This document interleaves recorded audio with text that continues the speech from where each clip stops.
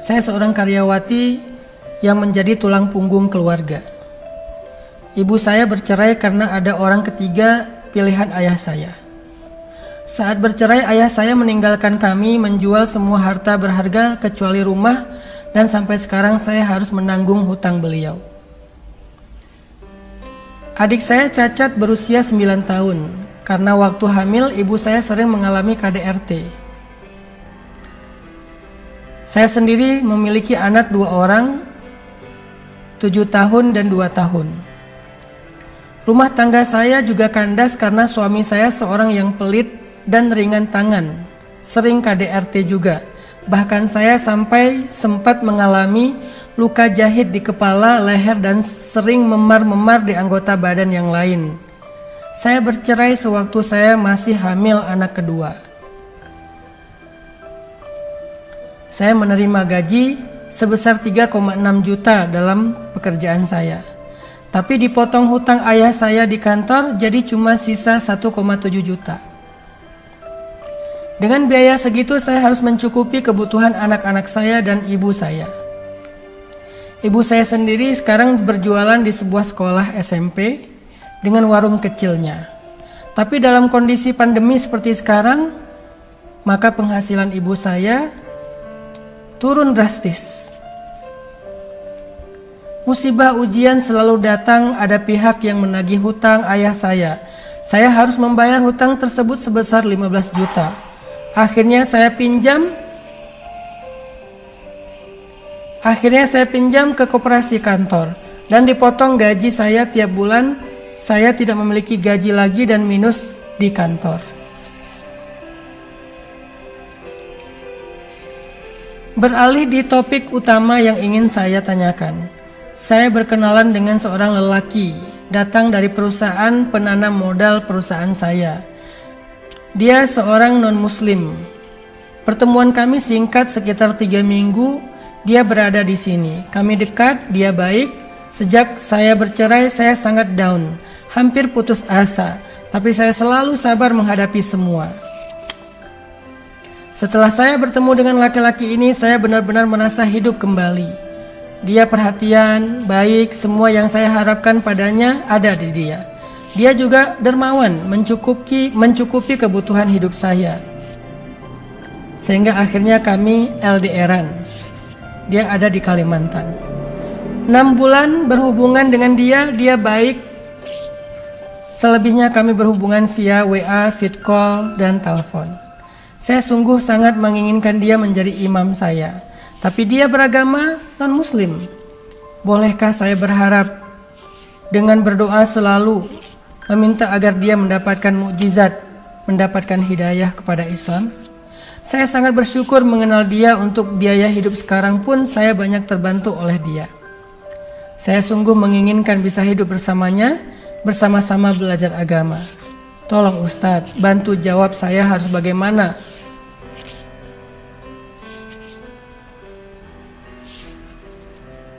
Bagaimana kehidupan terus berjalan? Saya ingin ada yang membimbing saya, ada yang menafkahi saya. Jujur saya lelah selalu dapat ujian. Innalillahi wa inna ilaihi raji'un. Hasiban nasu ayyutraku ayyakulu amanna wa hum la yuftanun.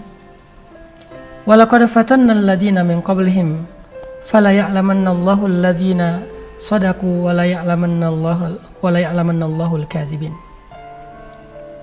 Allah bertanya kepada kita, teman-teman, apakah manusia mengira akan dibiarkan saja mengatakan kami telah beriman sedangkan mereka tidak diuji? Padahal kami telah menguji orang-orang sebelum mereka, sehingga Allah akan melihat siapa dari mereka yang tulus keimanannya, siapa yang basa-basi. Allah menguji Bilal setelah dia masuk Islam. Allah menguji Zinnairah, Sumayyah, Yasir, Ammar. Allah menguji Abdullah ibnu Mas'ud. Allah menguji banyak para sahabat setelah mereka masuk Islam, baik yang miskin ataupun yang kaya, dengan ujian yang berbeda-beda. Kenapa? Karena ujian adalah fitrah dalam kehidupan orang yang beriman. Karena dengan ujian itu Allah ingin mengangkat derajat orang yang beriman.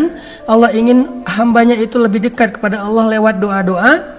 Ketika dia sabar, Allah akan bukakan bagi dia jalan keluar satu demi satu. Dalam cerita tadi, mbaknya sedang diuji oleh Allah. Saya prihatin banget. Benar, ini ujian yang berat. Menjadi tulang punggung bagi ibu dan keluarga kita, sementara adik kita dalam keadaan cacat karena KDRT, orang tua kita harus membiayai anak-anak yang juga sendiri, single parent. Ayahnya meninggalkan hutang yang harus dibayar. Dia bekerja tapi tidak mendapatkan gaji karena dipakai untuk membayar hutang. Berat memang, berat banget. La tay'as, mbak, jangan berputus asa. Berharaplah kepada Allah, jangan kepada makhluk. Sabar. Semakin berat ujian yang mbak alami, berarti semakin dekat dengan pertolongan Allah. Seperti malam, semakin pekat, semakin gelap, semakin hening, semakin sunyi, semakin dingin, berarti semakin dekat dengan waktu subuh. Isbiru wasabiru, bersabarlah dan kuatkanlah kesabaran. Jangan pernah terfikir untuk tergoda mengikuti seseorang yang berbeda keyakinannya dengan kita hanya demi untuk menyelamatkan urusan dunia kita. Kenapa? Ketika kita menyelamatkan urusan dunia kita dengan mengikuti seseorang yang berbeda keyakinan dengan kita, berarti kita telah menggadaikan urusan akhirat kita. Padahal kehidupan dunia cuma sementara, sedangkan kehidupan akhirat selamanya. Bagaimana mungkin, na'udzubillah, kita mengambil sesuatu yang cuma sebentar dan mengabaikan sesuatu yang abadi. Kita mengambil kebaikan, kesenangan dunia yang sebentar untuk mendapatkan azab yang abadi kekal di akhirat. Ini bukan pilihan yang tepat. Ini bukan pilihan yang baik, yang bijak. Bersabarlah. Doakanlah semoga laki-laki itu mendapatkan hidayah. Tetapi jangan beri hati dulu sebelum halal. Dan jangan halal kalau berbeda keyakinan, karena haram kita menikah dengan orang yang berbeda keyakinan. Kita menghargai keyakinan mereka, kita menghormati hak-hak mereka beragama, tetapi kita nggak boleh mengikuti keyakinan itu. Lakum dinukum waliyadin. Kalian punya keyakinan, kami punya keyakinan.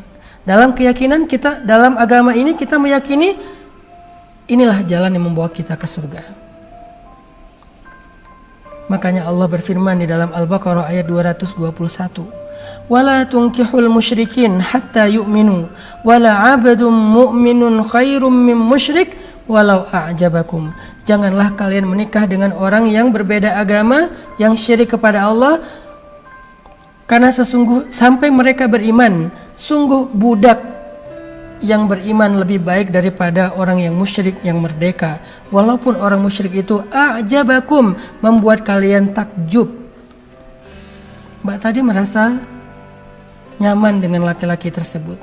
Dia baik, dia perhatian, dia dermawan, dia mencukupkan nafkah, akhlaknya juga baik. A'jabakum, kalian takjub. Tetapi ketika dia tidak beriman kepada Allah, kata Allah, jangan nikahi dia. Karena ketika kalian menikahi dia, maka pernikahan itu haram. Kalau kalian mengikuti agamanya, maka ini lebih fatal lagi. Artinya kita menggadaikan akhirat kita selamanya dengan hanya urusan dunia yang sementara. Na'udzubillah min dzalik. Bersabar ya mbak. Mudah-mudahan Allah kasih jalan yang terbaik. Bisa jadi jalan yang terbaik itu laki-laki tersebut mendapatkan hidayah. Bisa jadi jalan yang terbaik itu adalah Allah akan datangkan laki-laki lain yang beriman, yang baik akhlaknya, untuk bisa mendampingi mbak berjalan kepada Allah Subhanahu wa Ta'ala dalam keadaan selamat dunia dan akhirat.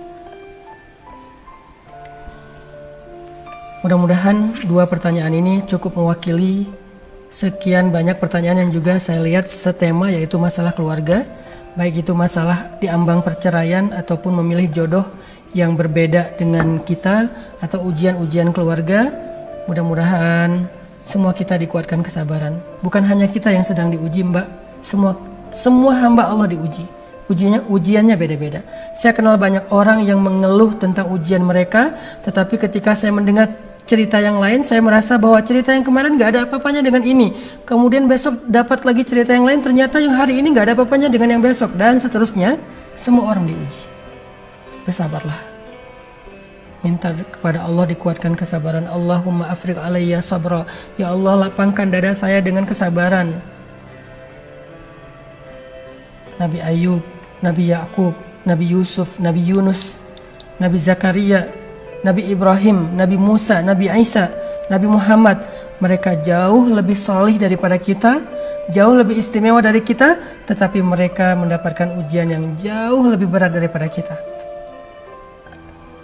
Sehingga ujian bukan berarti Allah gak sayang sama kita. Allah sayang sama Mbak. Cuman kita belum mengerti maksud Allah.